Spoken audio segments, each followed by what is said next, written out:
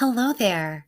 Good afternoon, and welcome to our first Startups Workshop, part of the Digital Growth Program Workshop series from the Google News Initiative. My name is Ashley Woods Branch, and I'm here with the Google News Initiative team. I'm also the founder of an award-winning local news startup called Detour Detroit, and I've spent the last several years of my career helping founders like you grow and engage their audiences. Joining me today is Chris Cruson, Executive Director of Lion Publishers, an association supporting local independent online news publishers in North America, Candace Fortman, Executive Director of Outlier Media in Detroit, Michigan, and Kara Myberg Guzman, co-founder and CEO of Santa Cruz Local in Santa Cruz, California. The Google News Initiative seeks to support aspiring and early-stage news founders on their entrepreneurial journeys and shares what we've learned from news publishers and experts we've worked with across the globe through various GNI programs. Specifically, we focus on providing budding publishers like you with practical and meaningful recommendations to launch your journalism businesses and become sustainable. We've also launched a lot of other resources alongside our partners to help you if you're thinking about starting a news business or if you're in the early stages of launching. The GNI Startups Playbook is an online guide filled with actionable tips from real founders and tailored exercises to help you create a business plan, find your first readers, and build your product. Project Oasis is a collaboration between the UNC Hussman School of Journalism and Media, Lion Publishers, Douglas K. Smith, and the Google News Initiative to map and showcase the growing number of locally focused digital news publications in the US and Canada, and to share information about the choices they have made along their pathways to sustainability. You can use the Project Oasis research to discover local digital news publications near you and learn about the trends shaping our industry at large. And finally, if you're an aspiring news entrepreneur, this headline is for you. GNI and Lion Publishers just announced the return of the GNI Startups Bootcamp, and applications are open now. Our veteran coach, Philip Smith, and the GNI Lion team will help you refine your idea and launch your product. There are no fees, no tuition, no income sharing, and it's really a lot of fun. Please visit gnistartupsbootcamp.com to learn about the info sessions Lion Publishers are hosting and to get more details. I really encourage you to check out the playbook guide as well as the interactive exercises in the workshops. And as we speak today, my colleague Tess will post the links below this video. Throughout the workshop, you can also use the Ask a Question function to introduce yourselves or to ask us any questions about the materials we're covering today. We will do our best to answer those throughout the workshop and at the end. So today, we're going to dive into what I feel like is the most critical question every journalism founder needs to answer. What is your why? And to help you answer that, I found two of the most inspiring and thoughtful news entrepreneurs I know to show you how their news organizations connect with their audiences and how they turn those missions into real business plans.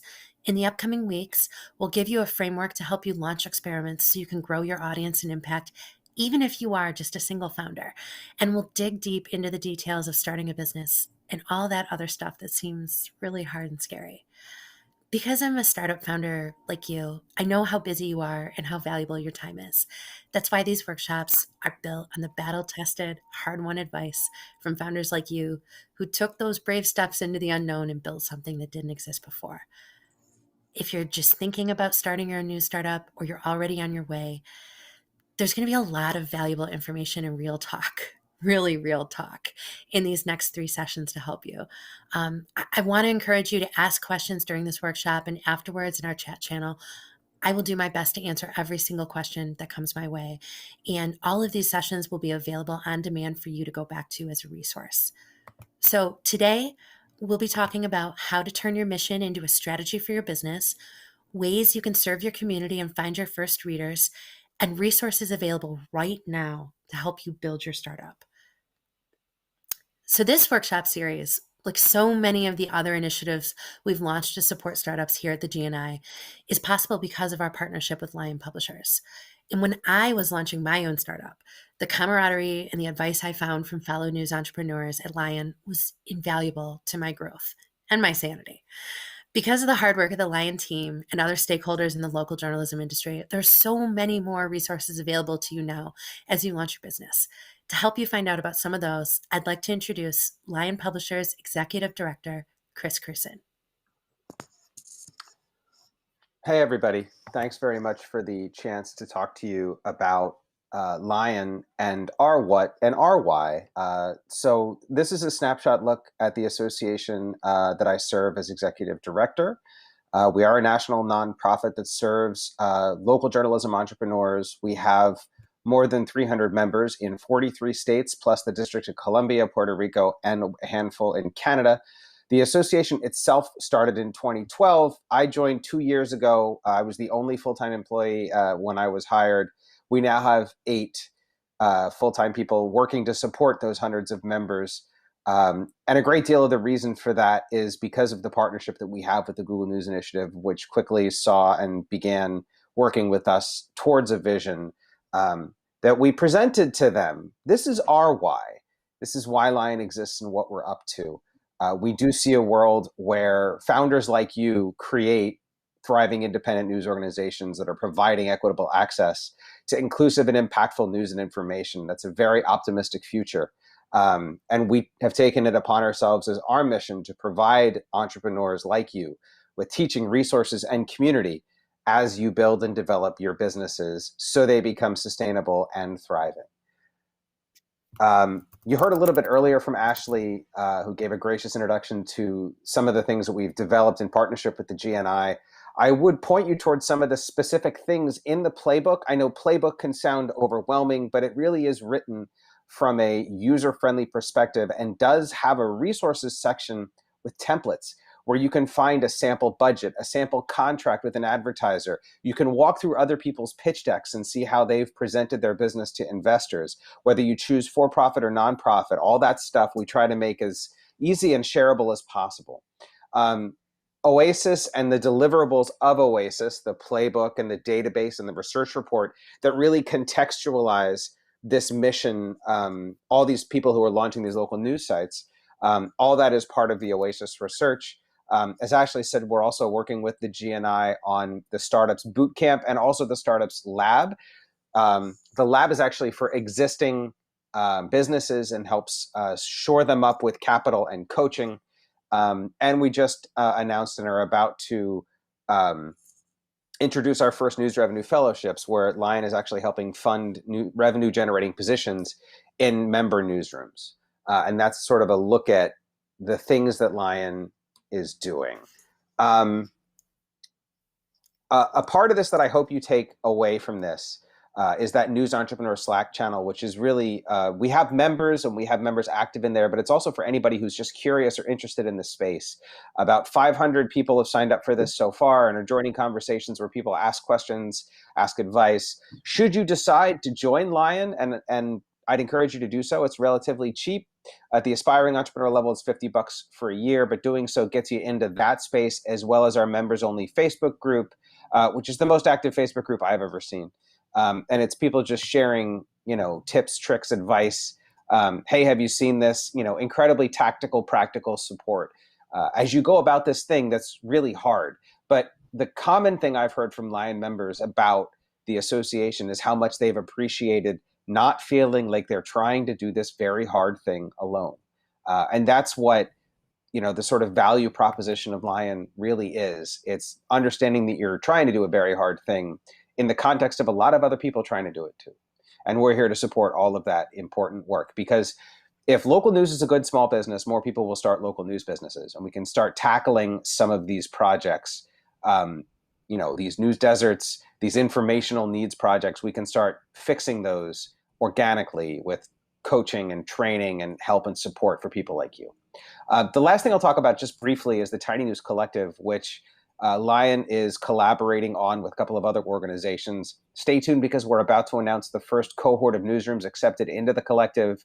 The goal of this, which provides low-cost technology and tools plus community for founders who are actually just getting started with a local news company, is to launch 10 newsrooms in its first year, 100 in year 2, and 500 by year 3. So considering we've got 300 sub-members of Lion right now, this would be pretty enormous if we're able to pull it off. It's very much an experiment.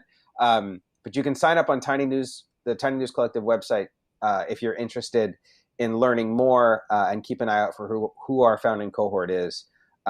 Thanks, Ashley, and the GNI team for inviting me to speak to all of you. And I really hope that you take up the invitation and come join the news entrepreneur community so we can begin a dialogue with you as you take this interesting first step on an exciting journey. Thanks, everybody. Thank you so much, Chris. I really do believe we have a lot of potential line members in the audience with us today. And remember, you can join the news entrepreneur community on Slack today, just like Chris said, to begin learning and sharing with founders like you across North America. I'll tell you, I check it every single day. It's still, one of my favorite Slack places.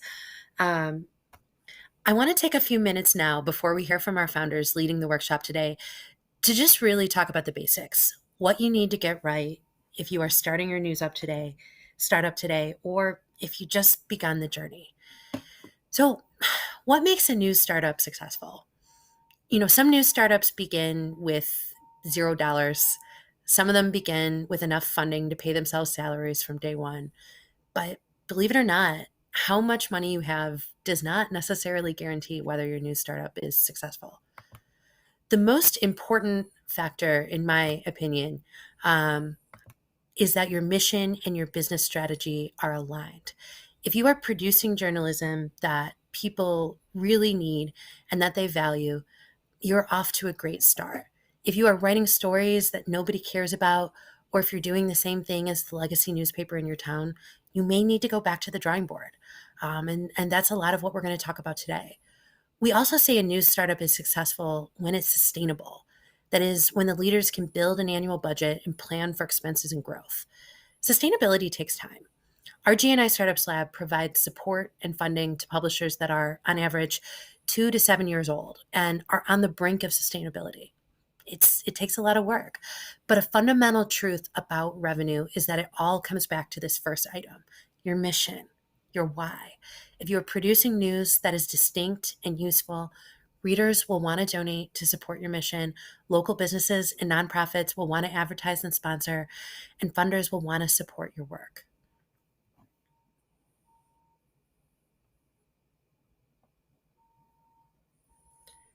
A successful news startup also just runs well as a business. It treats its employees well. It builds systems around things like hiring policies, collecting feedback, and earning revenue. It can streamline effort and maximize impact. Operational competency. You will hear a lot as you get down the road. And finally, in order to be successful, a new startup needs to figure out how to be responsive.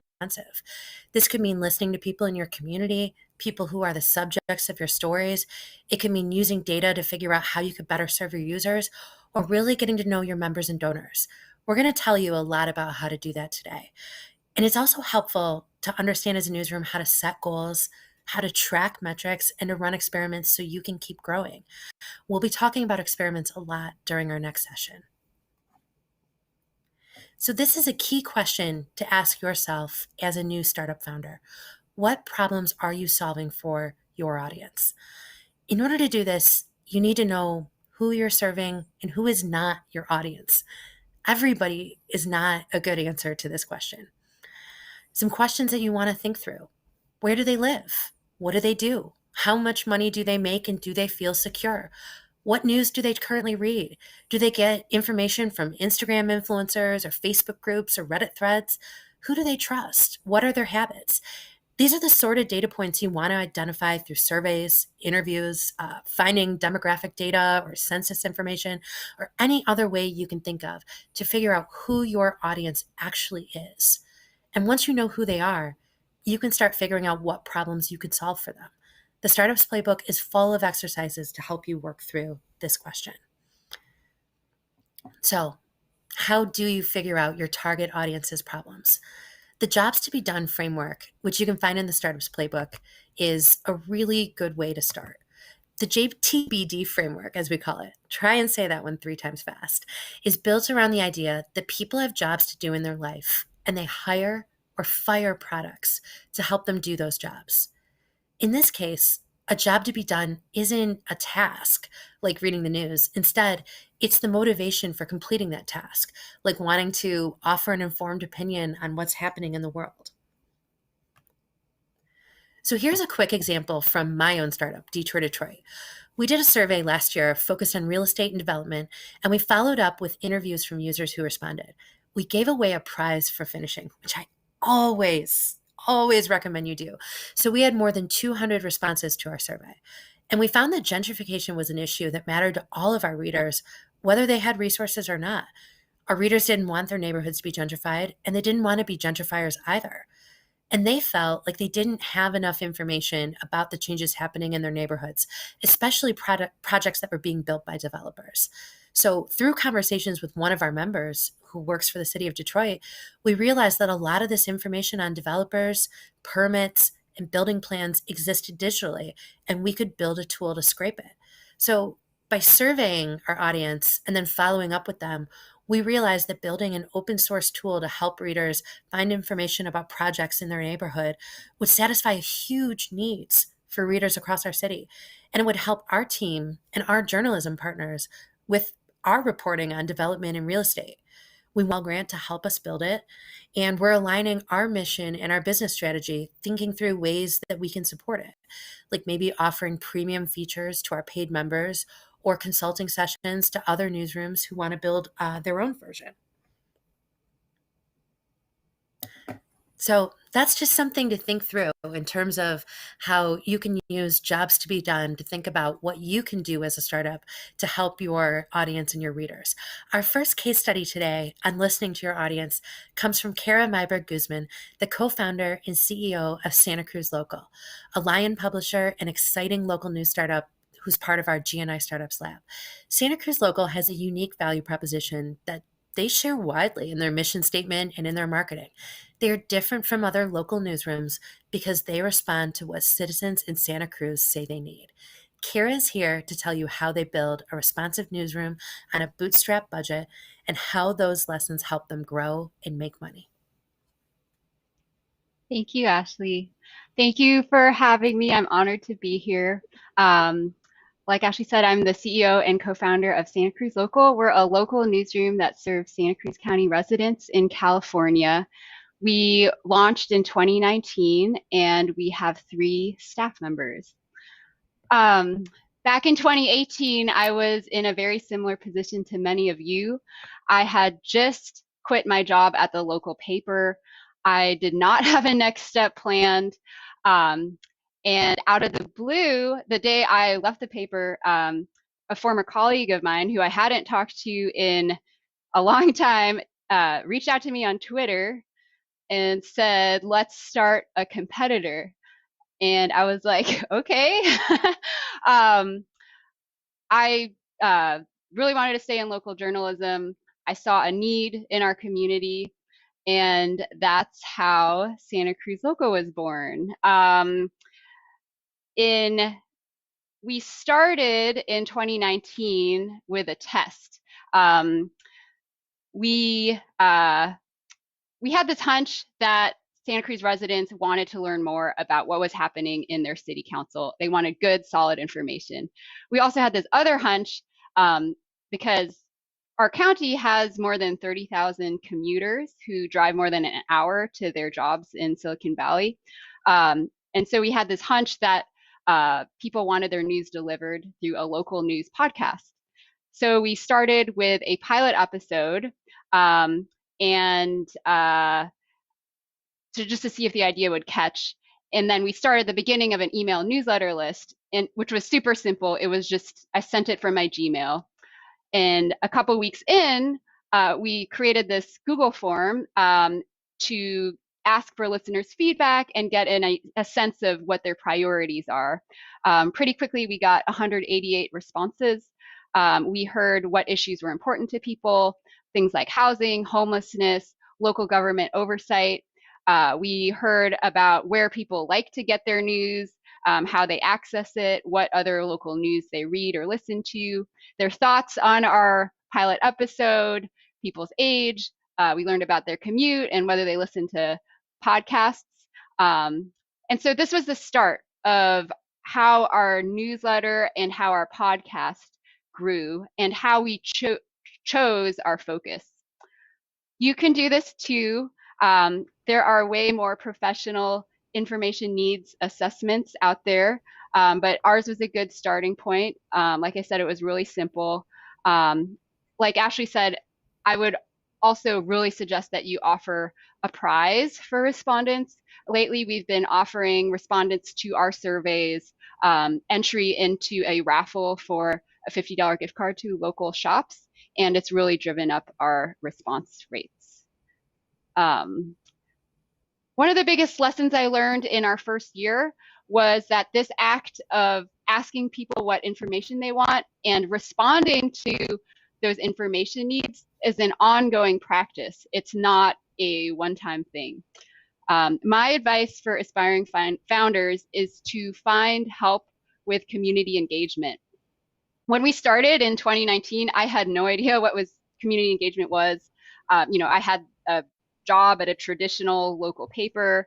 But early on in fall of 2019, we got an advisor in community engagement through the American Press Institute.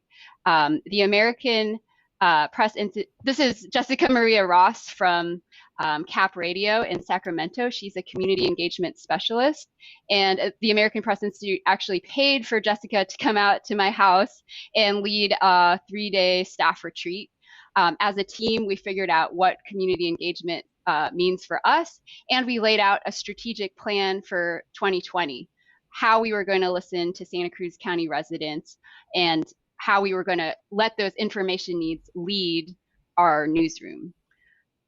A big part of our success is our organizational structure. One of our 3 staff members is devoted to community engagement and membership.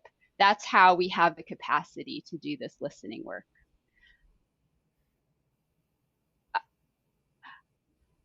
And the work continues. Just recently, this is 2 years in with Santa Cruz Local, our team created our why statement. That's different from our mission and our vision. It's why we're building this newsroom. I'd really suggest that you listen to Simon Sinek's TED Talk. He says it way more, in a much more inspiring way than I am, but essentially the message is that people don't buy what you do, they buy why you do it. So our why is we love Santa Cruz County. We strive to understand its story in all of its complexity. And then we listed our hows, like how we do this. There's 5 ways. This process took us about 2 hours to do. And the key here is that we use this why statement and our hows to determine what we are going to do and what we're going to stop doing. We listed all the jobs and tasks that each of us do, and then we threw out the tasks that are not aligned with these whys and hows and not aligned with our quarterly objective.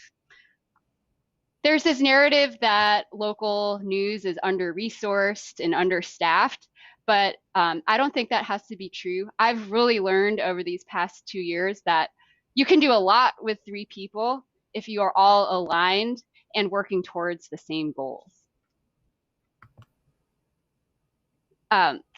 Listening and responding to residents' information needs is what drives our newsroom. It is also what drives our business. Santa Cruz Local's news is free. We are supported by members who contribute starting at $9 a month or $99 a year. About 60% of our revenue comes from members.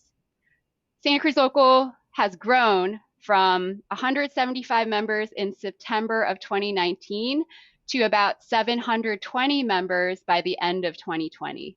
That's incredible growth during a pandemic. During the pandemic, we made our first hire. My co-founder was able to leave his other job and come to Santa Cruz Local full time. All of this was made possible by our membership growth. Community engagement, listening and responding to residents' information needs goes hand in hand with membership.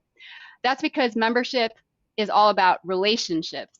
The more you listen and respond, the more useful you are, the more trust you build, the deeper your relationship, and the more likely someone is to support you. If you have any questions, please reach out. I'd love to talk about Santa Cruz Local. I'm also a board member of the Tiny News Collective that Chris mentioned, that's helping aspiring founders get off the ground. So reach out to me about Santa Cruz Local or the Tiny News Collective. Thank you so much, Kara. We did have one question from the audience. Greg O'Brien asks, how are you competing or cooperating with fellow startup Lookout Santa Cruz? Oh, I wish we could. I would love the opportunity to collaborate with any local newsroom, Lookout, or otherwise. There's a lot in Santa Cruz County. We're blessed. Yeah, I reached out, but they were not interested. Good answer. You're open to the possibilities. Thank you so much, Kara. I think it's really important for all of you startup founders to hear, that Santa Cruz Local's commitment to community listening isn't just a better way to practice journalism. It's also led to really incredible growth in their reader revenue program, and it's part of what makes their work more interesting to grant funders. So one of the startups that has been a personal North Star to me during my own founder journey is Outlier Media. Outlier Media puts its commitment to underserved and under-resourced community members at the center of everything they do. With the leadership of Executive Director Candace Fortman, they were able to turn an idea, a text messaging service, to give Detroiters information they desperately needed and source reported accountability stories into a thriving, growing news organization with funding from the likes of the American Journalism Project and the Democracy Fund. Welcome, Candace. I'm so excited for you to share your story with us today. Thanks, Ashley. I am really excited to be here. I feel a little bit of imposter syndrome after listening to Santa Cruz Local's incredible growth over the last year. I want to hire somebody from their membership team. So, Outlier Media is a service journalism organization in Detroit, Michigan. And we are not just a journalism organization. We are a new model for how to do journalism, specifically journalism that reports for and holds people accountable for those that are considered low wealth. Detroit is a city where resources have been drained over several generations. And while we have a lot of journalism organizations operating in the city, we didn't have a lot of journalism organizations who were focused specifically on serving low wealth Detroiters, which is really important because if you can serve folks who have the highest information gaps, you're already going to cover the folks that are at the top of that list. So let's get into the why of all of this. So let's start with my why, because Ashley told me to say why I decided to come work at Outlier. Before I got to Outlier, I was working in public radio, and so was the founder, who we're going to talk about a little bit later. And while we were working at two different public radio stations, we were both experiencing the same issue. And that is that in the work that we were doing, we were still not able to make the kind of impact we wanted to make with the folks that we thought were in the information crisis. So in a place where information wasn't just a luxury, right? So a lot of times in public radio, you'll hear this sort of line of, it helps with my curiosity. It gives me things to talk about at dinner parties, and all of that is great. However, information for some people is an actual currency that they need in order to survive. And so being unable to sort of meet those information needs in our separate newsrooms, we found ourselves stuck on a train together coming from a convening in Chicago. At the time, our founder is Sarah Alvarez, and it was just her at Outlier using this model to inform people around housing and utilities. And she asked me if I would come and run Outlier so that she could fully focus on building the model and building the reporting out. And at first I said no. And I said no because I didn't believe that I had what I needed in order to run a news organization. And I really want to focus in on that, because especially for folks who might feel marginalized themselves, you might feel like you might not have what is needed in order to run a journalism organization. And I am going to promise you that you absolutely do. What you need more than anything, before you have a business plan, before you understand how sustainability works, before you have connections to funders, what you first need is to be motivated and to really want to serve the community that you live in or that you are working to serve. That is more important than any of the other things that will come after that. As Chris mentioned through Lion, a ton of organizations will help you figure out the business side of this work. There's a lot of investment happening in that, but nobody can help you be motivated to do that work more than you can. This quote by Alice Walker really guides why I came to Outlier and how we're building Outlier. And it says, look closely at the present you are constructing. It should look like the future you are dreaming. And so for those of us who worked in news organizations where you felt like things weren't quite adding up, both for the service you were providing, but also maybe for the way it was run internally, right? People weren't being paid well. The policies didn't allow for folks to be able to bring their full selves to the work. There wasn't, good policies around parental health leave. The ability to be able to build an organization where you can change that is about more than just providing good journalism to communities. It's also about providing good newsrooms for those communities. Because if your staff is doing well, the work that they will produce for your community will blow you away. So this is the mission of Outlier. By keeping residents first, we hope to give more than we take and leave people with the information they need to create change in their own communities. For us, when we give people information, we empower them to go out and hold city officials accountable, to hold developers accountable, to hold all of the folks that sort of run the city accountable for, again, generations of harm that has been caused. We are really dealing with a lot of harm when we're working with folks. And I'm going to get into how we address those things. So this is our current team. This picture is going to change about 1,000 times this year because we are doing a lot of hiring right now. But we were founded in 2016, and up until 2019, it was just Sarah. And at the end of, 2018, it was just Sarah. At the end of 2018, she brought in a data reporter, Catlin Allo, who now works at the San Francisco Chronicle. We're so very proud of her. And that was our first hire. Sarah knew that in order to do the work that we were doing, and that was an SMS text-based service. So Detroiters could text Detroit to 73224, and they could get information about housing and utilities. We found out the reason it's housing utilities, and we're going to get to this on a different slide, is that we do an information needs assessment about every 6 months in Detroit. And we ask the Detroiters, what is it that you need to know right now in order to survive in the city?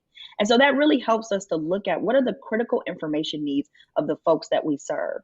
We also look at public record information, including calls into United Way, calls into city council offices, and other public information to see what are people calling to ask about? What are those things that they're not understanding?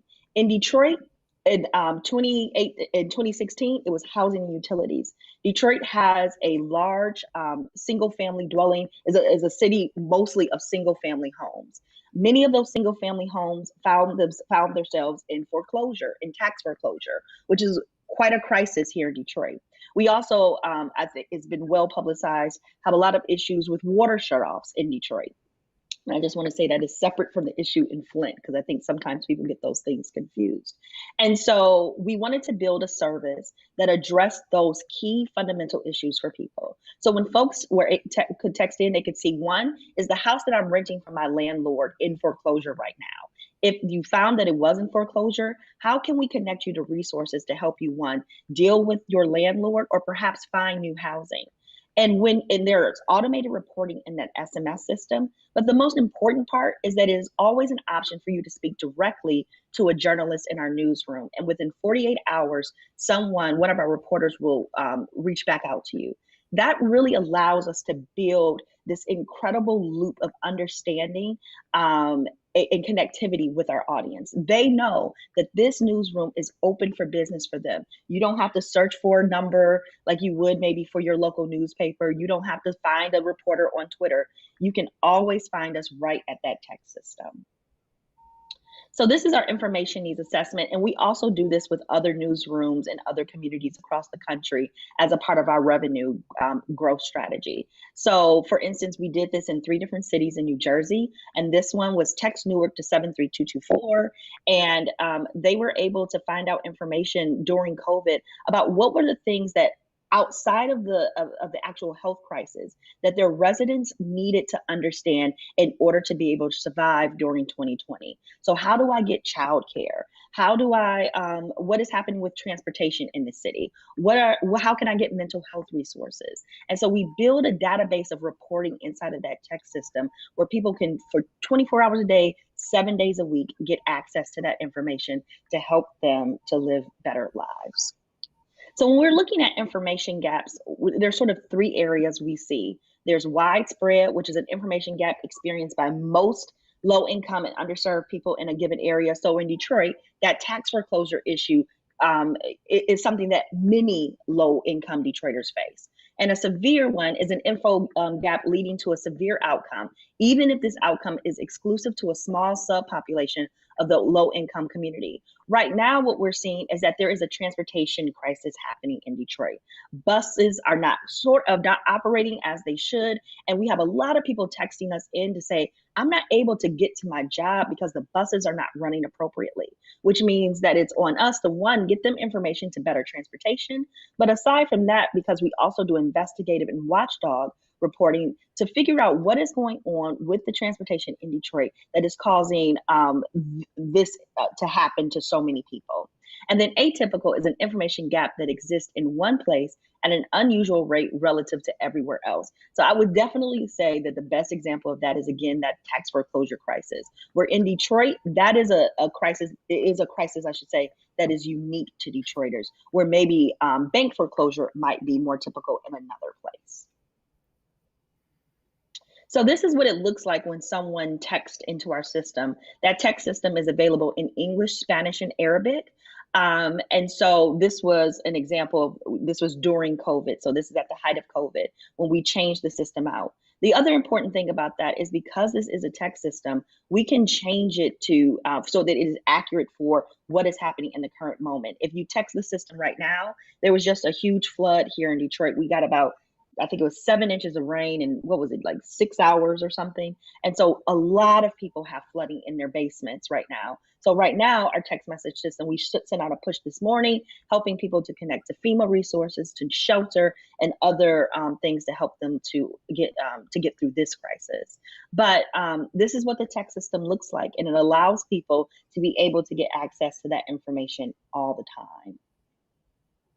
So we also do accountability reporting. Up until now, we've been doing that in partnership with newsrooms across Detroit.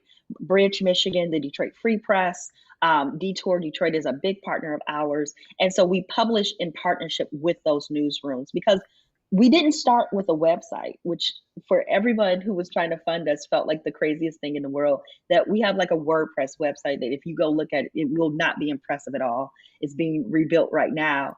But we did that because we really wanted to focus on the direct to consumer reporting. And it's important because in Detroit, that needed to happen because we have also a digital divide where a lot of the people that we wanted to serve actually don't have access to Wi-Fi in their homes. And so writing a 1,000-word article wasn't going to be really helpful to get them information. What was helpful is that we knew everybody had this phone sitting in their hand, and that meant that we could get to people more easily. When we do accountability reporting, it's because there is an information gap that we can't close by doing that direct to consumer reporting. We go out and try to find the answer. For instance, right here, one of our reporters was working with a family whose family member was incarcerated during COVID, and they were trying to get him tested. And so what we figured out is that we couldn't figure it out. And so that means that you have to go in and do that investigative and accountability journalism, which is what you see here. We also run a program called Detroit Documenters, which is built off the incredible work of City Bureau, which started the Documenters program. This program allows us to train and pay residents to go to public meetings, take notes at those public meetings that become public record for journalists to use, but also for community members to use, to help us to better understand and keep a record of what is happening at those governmental tables. We're also right now really working on an audience funnel that takes documenters, that creates a system where those SMS users eventually become paid documenters, and hopefully eventually perhaps start becoming journalists themselves, as we start to build out what it looks like to go from being a user of a newsroom to being a fully committed partner with a newsroom. So let's talk a bit about the money. We're about 90% grant funded right now. Our operating budget for 2021, I keep thinking it's 2020, it's not. Our operating budget for 2021 is about $700,000. Our operating budget for 2022 is going to be $1.9 million. We also get consulting money for those information needs assessments and some other work that we do with helping newsrooms to build SMS services like the one you see here. We helped to build one, News 411 in Milwaukee in 2019. And then, of course, we also have members and donors, which is something we're working really hard to grow in the coming year as we bring on a development staff. And this is sort of like a look at what's ahead for us. So we have this new website that's launching. We're bringing in a development director and an operations manager. We're doing a huge tech build out, which will allow us to be able to license the technology that we run Outlier on to newsrooms like the ones you might be starting, so that you can do this sort of direct to consumer journalism yourselves. What we have found is that, unfortunately, SMS technology is completely outdated, so nobody is investing in it, which means that in order to get something really good, we're just going to have to build it ourselves. And because we are a collaborative newsroom, we work with both newsrooms in Detroit and in the state and across the country. That is an ongoing project for us, is to figure out how do we bring more capacity to the ecosystem of journalism in Detroit, but also how do we help to, because as we're all facing in our separate communities, the likelihood that our daily paper will go away. In Detroit, we still have 2 daily papers operating. We know for sure that that won't be true for much longer. So what does it look like for us to be able to build collaborations that allow us to be in place when that day comes where there aren't 2 daily papers operating in the city? And then also we're bringing on a new reporter, a new engagement manager in the coming months. So I think that's my last slide. Thank you all. Thank you so much, Candace. And thank you, Chris and Kara, too. I know when you're seeing those numbers and looking at all the staff they're raising, it's like, wow, and it feels like it's far away. But it's important to remember, Candace, what was that you said? That you came on at the end of 2018, and at that point it was still Sarah and one other person. Is that correct? Yeah, February. I started in February of 2019, so there were 3 of us, and we had about $12 between us. I could actually give you the whole number. I think the day I started, I think there might have been $80,000 in the bank account. And Yeah. so, and Ashley knows this well, Outlier started as a project. We thought that we would merge Outlier into a bigger newsroom because we didn't believe that anybody would allow a journalism organization to operate the way we did and actually pay us to do it. And we tried to give it away many times over. And I think I'm grateful that it did not work, because what we learned is that we really did need to build our own organization, because beyond just doing journalism differently, we really wanted to build an organization where we treated people differently, where we paid people good salaries, and we hired people who looked like the community that they're serving. So you can't do that as a project. You need to become a fully fledged operation to do that. You do. And it's important to remember that flip of the switch from project to real news organization can happen more suddenly than you expect. And sometimes you're just kind of got to hang on to the reins, right? You're just along for the ride. So I hope, today, if you're still with us, you've learned from Chris about the incredible support that's available to you right now as a journalism entrepreneur. You've learned from Kara about how important it is to use your audience to find your mission and sharpen your why. And you learn from Candace that by serving and centering neighbors who need information, and need someone to stand up for them, you can build a thriving journalism company that puts the community first. Now we'd like to address some of your questions live. There's a couple questions already queued up here that I'll read aloud. Please add more questions. And if we don't get to your questions, due to the time restrictions today, we'll be sure to type up an answer as a response later on. So our first question is for Kara. Kara, this is a couple questions about membership. Is your term for members and membership synonymous with donors at Santa Cruz Local? They're different. We have one-time donors who give one time, and then our members give recurring contributions. They're either monthly or annual. Members also get access to members-only events, and occasionally we'll have members-only material, things like extra reporting, sometimes transcripts to our podcast episodes. A few of them are for members only. Okay. Another question about membership. They're wondering, what are your members' obligations to Santa Cruz Local?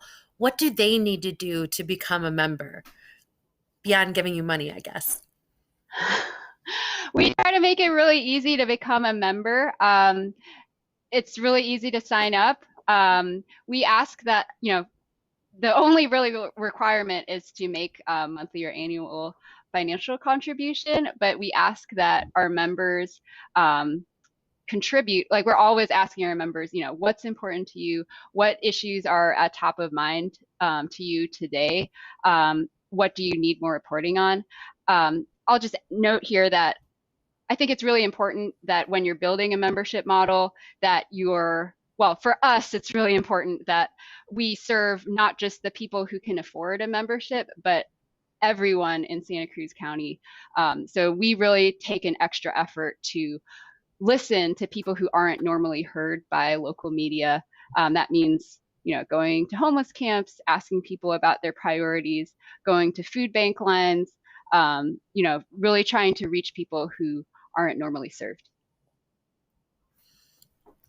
Final membership question, Kara, and then we're going to move on to a new topic with Outlier. What's in it for them when they become a member of Santa Cruz Local? What is the value proposition that you sell as becoming a member? Our news is free, and we rely on our members to support us. Like I said, the majority of our revenue comes from members.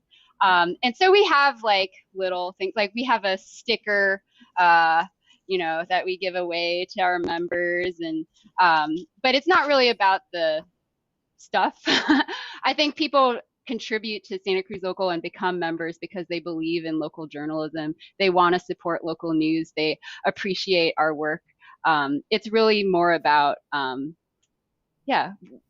wanting to seeing and appreciating our mission, vision, and values. Amazing. I'm sold. I'm going to go become a member as soon as we're off here. For Outlier, Candace, Val was asking about, are your reporters full-time or freelance? How many reporters do you have, and how are they paid? Val, it depends on what day of the week you ask me. They're all paid. It doesn't matter what day of the week you ask me that. But so we had a full-time data reporter who left to go work for the San Francisco Chronicle. She was full-time. We have 3 part-time reporters that we work with. And I think it was the question, how much are they paid? We pay hourly. Those reporters are paid $32 an hour, and they do about 30 hours of work for us. We're about to bring on a full-time reporter in the next 2 weeks, and then probably by the end of this year, we'll bring on a full-time data reporter. We are launching, I think today it might have gone up, we just hired a managing editor. And when I walked out of the office, she was about to put out a call for freelancers. So we're right now building a freelancer database because as we start to do more reporting on our upcoming website, we need to be able to work with more folks. All right, next question. Greg asks, if SMS is a fading news platform, it's probably up for discussion, but what other messaging platforms are you investing in? WhatsApp, Snapchat, TikTok, Instagram? I wouldn't call it a fading news platform. I don't think that SMS is going anywhere. It's simply that no one is investing in it to get better, right? And I don't necessarily need it to get better in order for it to do the job we need it to do. What I think we face more than the technology, the real technology issue we face is that the folks who run the SMS services have not built them to do what we do. And so we're always sort of breaking the systems that we work with in order for them to operate the way we need them to operate. So in the coming year, what we really need to do is to find a partner that will build what we need from scratch, or we're going to have to build that ourselves. So that's more what it looks like. But we're also going to migrate the SMS reporting to our website when it launches in the fall. So folks will be able to do that same search they can do from their phone from a website, because we have heard from some of our users, particularly some of our senior users, that they would like to be able to do it from their computer because they can see it better, for instance, when they're on their computers. And a follow-up question from Noreen. She says, Candace, I'm thinking about adding text to accompany coverage for a specific project. How did you promote access to Outlier's text service? This is a good question. It is. Ashley knows this very well. So actually what we have done is that we purchase marketing lists. So, your data is everywhere, unfortunately, but we try to use data for good. So we work with marketing companies and we will purchase lists of Detroit phone numbers, and we actually text out to Detroiters more than this is changing a bit. But for instance, like this morning, we took 3,000 of those numbers and we pushed a text out that said, hey, if you need information or need help because your house flooded over the weekend, we have reporting that can help you with that. But increasingly, we're starting to get people to text into us.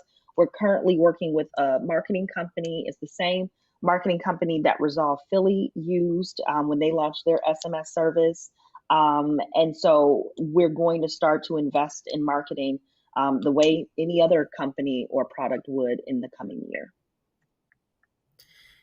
And before COVID, you spent a lot of time doing meetings at block clubs, right? Like, you did a I lot forgot of about like that world. in-person work in the community. Yeah. Yeah. Yeah. So Seems like a we world were ago. on a mission to go to, I know, on a mission that we will pick back up very soon to go to every block club meeting in the city of Detroit. And I am from Detroit. I love this place.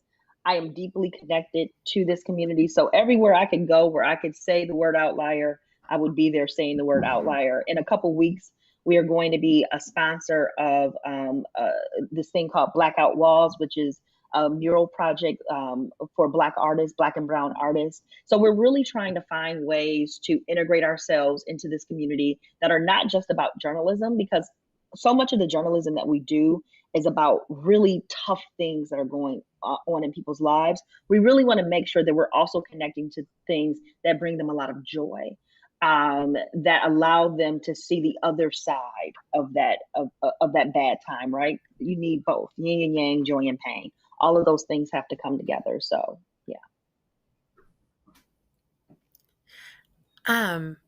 Kara, I think that's a question for you too. I think one of the hardest things as a startup founder is figuring out how to tell people about the work that you're doing when you have no money to do that marketing in the early years. So how did people find out about Santa Cruz Local? What were some of the kind of off the wall things that you did to spread the word?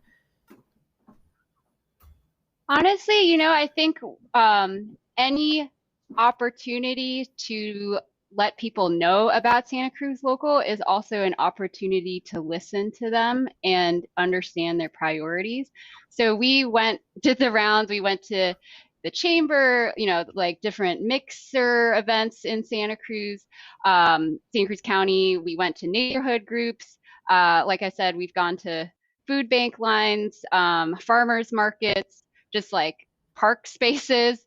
And we're there to listen to people, ask people what do you want news about? Like what questions do you want answered?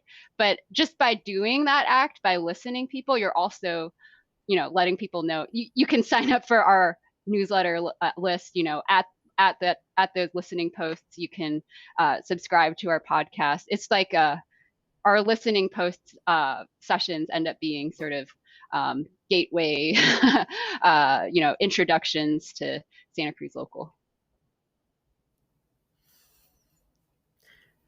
John Davis asks, as a follow-up, have either one of your organizations begun selling merchandise? If so, how's that going? We had a T-shirt that we sold in the first year, in my first year, so it was in 2019, and we did pretty good. I think we made a little over $1,000. We are going to launch our store again when our website opens back up.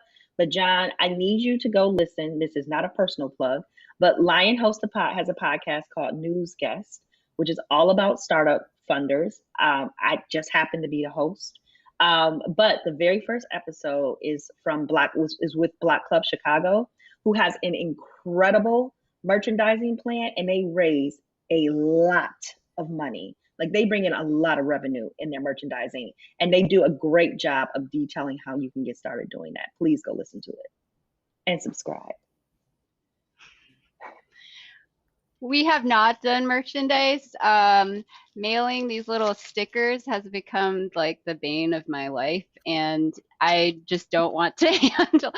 We just don't. I don't see it for our market as a huge opportunity yet, until we can build capacity to actually like do all the mailing and packaging and processing. That's not something I want to take on yet. We are having a member event for Detroit on Thursday, and literally we're doing it because we had all this merchandise that we had to give away to members, and like we just did not have the time and capacity to mail it. So in-person events, founders will become a great way for you to give away the mugs, the stickers, all the other things you want to give your members, because postage and mailing and packing is a lot of work. A question from Marina. She's asking, what kind of organizations are funding your newsrooms with grants? Sure. So for Outlier, it is a mix of both national and local grant makers. So our largest investment just came a couple of months ago from the American Journalism Project. We also get funding from the Democracy Fund, the Facebook Journalism Project. We've gotten some Knight funding, some other smaller grants from other organizations, national organizations, but we also get some local funding from folks here in Detroit, including the Community Foundation here, which has made a large investment in journalism, which I understand is not the case across the country. And I'm working really hard to fix that, because I think that community foundations should absolutely be funding journalism everywhere that they are. Our largest grant so far has actually been from the Google News Initiative. We were selected to be part of the first cohort of the GNI Startups Lab. And so we got a grant to help fund sustainability experiments that we're actually running right now. And beyond that, other funders include Solutions Journalism Network, American Press Institute, and then local foundations. So this brings up a good question from Mike. He says, it's great if you can get $1 million in grants. Sure is. But how do you work this business model if you're relying on a traditional advertiser subscription for-profit business model? I don't know if either of you want to take a stab at that.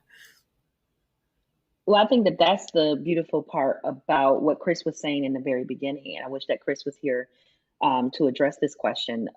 Lion is a wonderful resource for folks who are trying to build for-profit companies, organizations. There are plenty of for-profit organizations in the Lion member network that are doing really incredible, are having incredible success on their business model.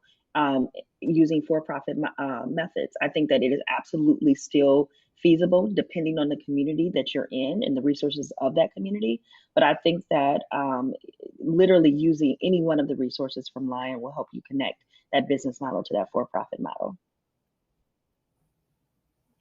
Yeah, I would agree with Candace. Join Lion, that has been a huge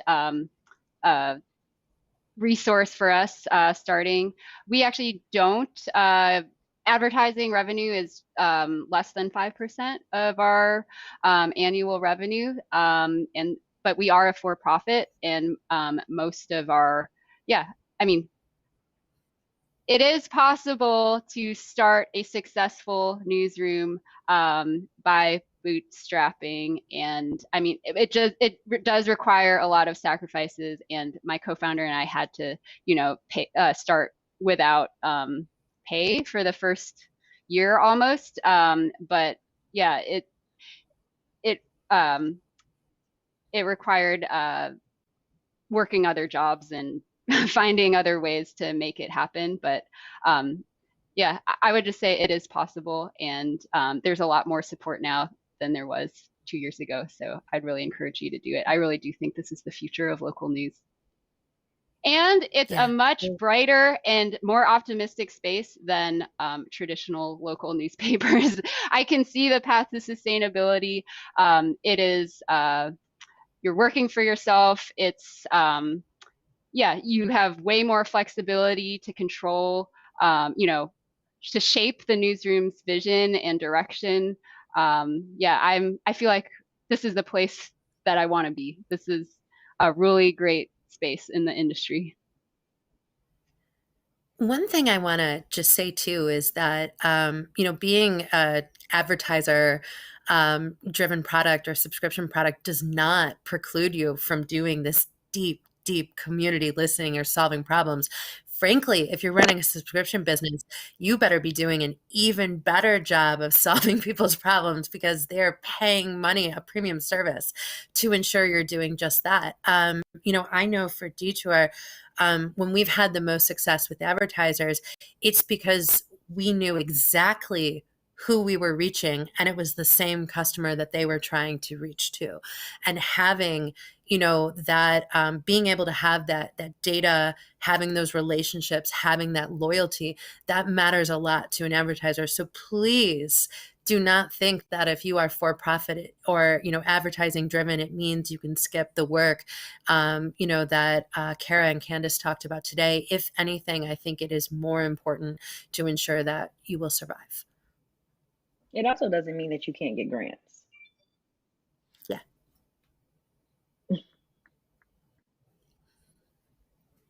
The lines are blurry now. Yeah. All right.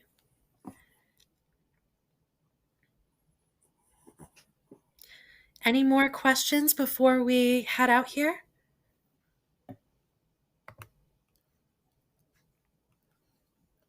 Okay. We will be then wrapping up today's session. But we would love to stay connected through the course of this workshop series. If you have any questions, please feel free to reach out to me through email at woodsashley@google.com. I promise I will answer as long as it's a nice email. You can also join our chat channel. The chat channel is a really great way for you to learn from each other within the community. We'll be sending you all an invitation to join us over chat. Once you accept the invitation, you can join the chat room and continue the conversation with us. And before we close, one last thing. Please take our survey to let us know more about your experiences with these workshops. We love hearing from all of you, and we want to make sure that we tailor these sessions towards your needs. The survey should take you no more than 2 minutes, and you can see it to the right of this video.